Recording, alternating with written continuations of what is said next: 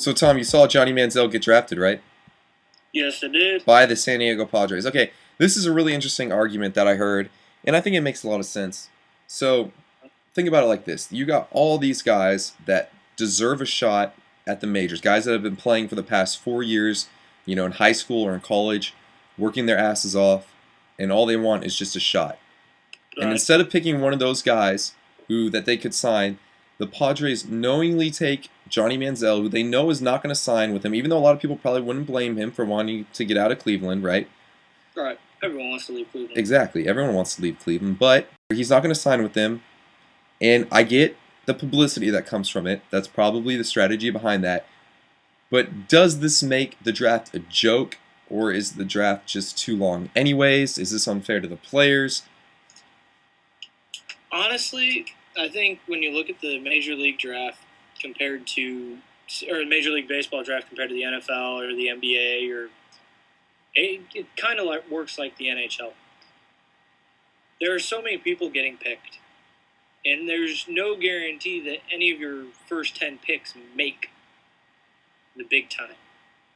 They have to get through, I think it's right now, 5 levels in some form or another of minor league baseball. Yeah, rookie like A, low A, high A, double A, triple A. Yeah, it's 5. Yeah, how can you expect someone to make it? Like, the odds are against you getting through all there unless you're the best of the best, which works out for baseball. But that's why I think the draft, it doesn't make the draft a joke, because you honestly never know who's going to make it. That pick of Johnny Manziel might have been just as good as a pick for someone from, say, Oklahoma or Texas or somewhere like that. And see, that's my thing. There's someone out there that did a study, right?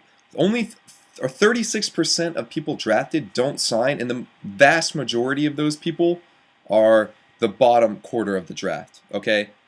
And that's around where Johnny Manziel was taken. It's a little bit higher than the bottom quarter, but right around there. I Right. think that the publicity from this pick was probably worth more than some no name. Now, if you're the Padres, Oh, yeah. this is what I think was going through the Padres' head. They were like, okay, here's a list of guys we want that we think can be successful. Okay, well, all the guys on this list have been picked, so what do we do now? We don't want to sign anyone else. You know what I'm saying? And I understand Yeah. you got to have a lot of guys I on the agree. farm team. I think it's a smart move because here we are talking about it. Twitter, Reddit. I mean, this was the top article on ESPN on the baseball side and on the NFL side. There you go. And do you really have to make any other argument? And I know people are getting sick of hearing about Manziel, but I mean that's the whole point. That's why the Padres take him. He threw out the first pitch for him last year. He did that replay of the Alabama game with the baseball. I think it's a good pick. Obviously, he's not going to play. Obviously, he's not going to sign. But the word you get out there, unfortunately, probably is worth more than a player who has been busting his tail for 4 years because he's not entitled anything, even though he's been working his ass off. I completely agree. I mean, when you think about it, the GM for a team may make the first 5 picks, and then after that, it's the scouting directors in their individual regions. So at that point, who's to say? Maybe you're right. Maybe whoever they wanted already got picked up, and they didn't have someone ready yet. I mean, that sounds kind of bad on their part, but at the same time, they still ended up with some publicity, which Lord knows the Padres need. Exactly. I saw that and I was like, wait, there's another team in California besides the Dodgers, and the Giants. I had no And the idea. Angels. Forget the Angels. Oh, there's Angels. That's right. I forget that sometimes they're on SportsCenter too. But yeah, you would never know the Padres were a baseball team. To be fair, the Angels have gotten or have more World Series in the past 20 years than the Dodgers. Oh yeah, the Angels. I mean, and this year too, they got a pretty good team in Mhm. talent. I mean, I don't know if it's really shown in the standings too much, but Sox blew a freaking 5-run lead last night. yeah. So, I don't know. I could rant and rave about the frustrations of being a White Sox fan all day. Don't worry. Yeah, I mean, I could do the same thing with the Astros, except for I have a lot to cheer about lately. This is probably y'all's best season in like 3 or 4 years.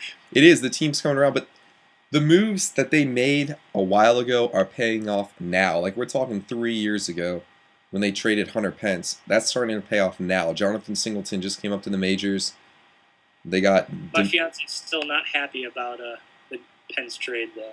Oh, I'm not either. But the thing was, his contract was going to be up anyways, and the Astros knew they weren't going to re-sign him. So, they built for the future. They got Carlos Correa, the first-round pick from 2 years ago, is going to be up soon. They got Mark Apple's going to be up soon.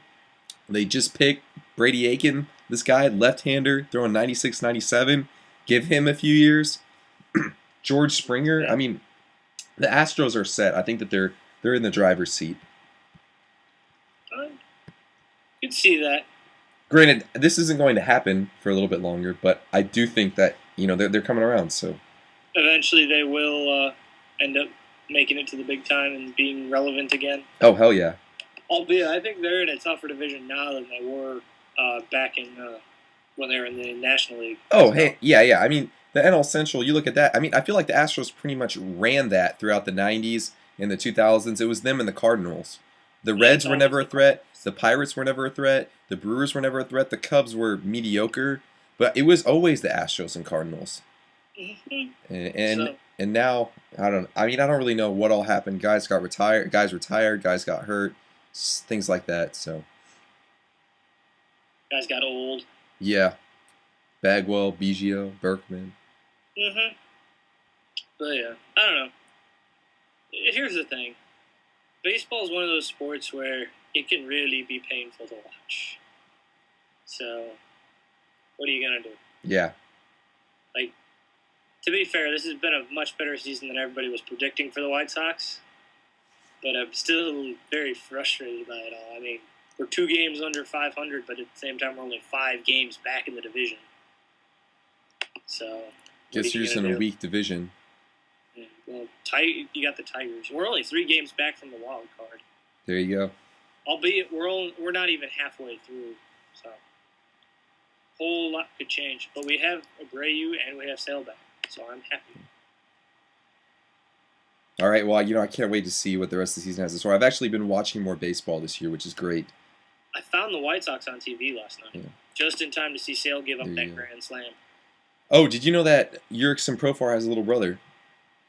I did not. His name is Jeremy Profar. He's 18 years old. He would be graduating from high school this year, but he's in AAA right now for the Round Rock Express. AAA is an 18-year-old. 18-year-old. When do they think he's going to get called up? Couple of years. I mean, he's been starting for the Round Rock Express in AAA, in the Rangers too. This isn't even a team that they're stacked. They got other guys that could probably compete for that position. They put him there.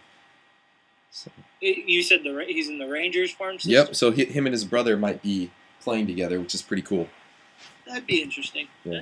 You never know.